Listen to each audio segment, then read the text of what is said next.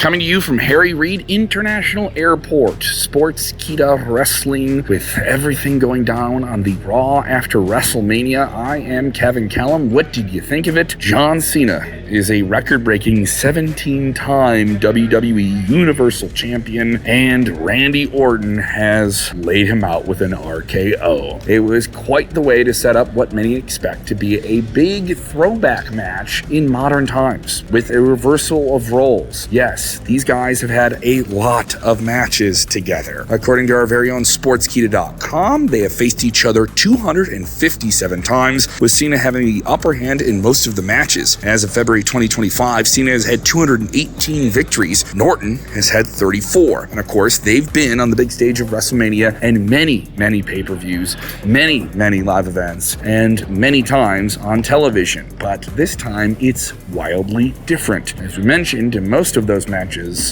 Orton was the bad guy. He was the Viper, punt kicking someone and, putting the babyface John Cena in some form of peril. But this is a different John Cena, one that is heelish, one that denies the love of the audience and performs in contempt of them, and proclaims that he will be the last real champion, as this is his final year of in-ring competition. He intends to leave pro wrestling and ruin pro wrestling with the championship, and they can just, quote, have some other belt or something like that. Now, Randy Orton is a third-generation pro wrestling prodigy. He is a first-ballot Hall of Famer. He has less world championships than John Cena, but yeah, he's not too far behind John Cena in this pursuit. Now, why would this match be so special for him, besides it just being a wonderful throwback for lifelong wrestling fans? Well, the match we're expecting to get is them facing each other at Backlash. Yes, Backlash in St. Louis, Missouri on May 10th, a premium live event streaming on Peacock in the United States and Netflix around the world, and it would be in Randy Orton's hometown. I've been to a Royal Rumble in St. Louis, and Randy Orton is very popular there. So, a Randy Orton, John Cena match, a reversal of roles, the greatest prize in our business, and John Cena ticking down the times you will see him on television before the calendar year of 2025 wraps up. A lot's on the line. How can they make the story different? How can they make it special? How can John Cena work as a heel in this circumstance? And how are they going to get over the controversial fan reaction, which is still pretty mixed online, to how things went down at WrestleMania, and he cheated Cody Rhodes out of the championship and broke a world record in a tainted fashion with rapper Travis Scott. Yeah,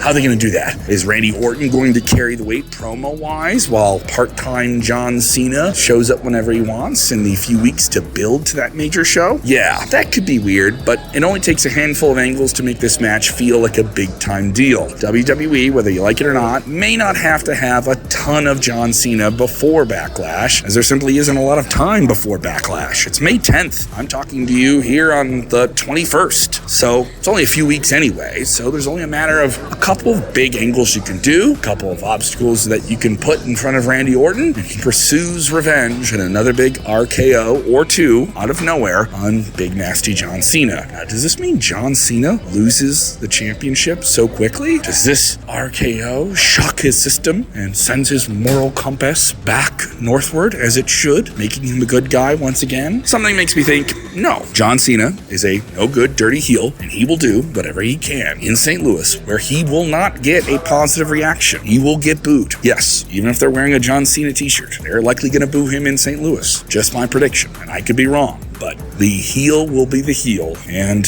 Randy Orton will be as much of a babyface as he chooses to be. No matter what, it will be something special, and hopefully we get another match with less shenanigans. But John Cena's a heel. He'll take chicken shiz shortcuts to keep the title and ruin pro wrestling, as he claims. Now, some people don't like this new John Cena. They don't like the presentation, the simple white on black. He's not going to give you what you want. He's going to ruin it. How can Randy Orton counter that with an interesting take? How can Randy Orton be an anti-hero? It's an interesting role for Randy Orton to play, and Randy Orton's been down to do interesting things, especially in the past few years, and especially since he returned to pro wrestling after a serious back injury some time ago, with many thinking, wow, this may be the last few years of his career as well. So this may be the last real time we get to see this, that we get to see Randy Orton versus John Cena. It feels special. It should feel special. And it's very refreshing that it's going to be in Orton's hometown. It's really going to be Randy Orton in the city of St. Louis against John Cena. And you can see it. John Cena's going to do something.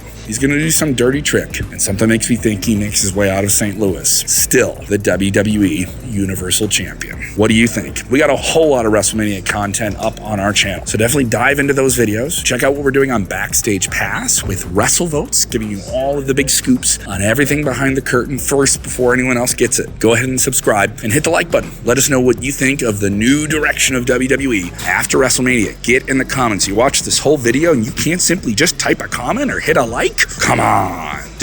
Come on.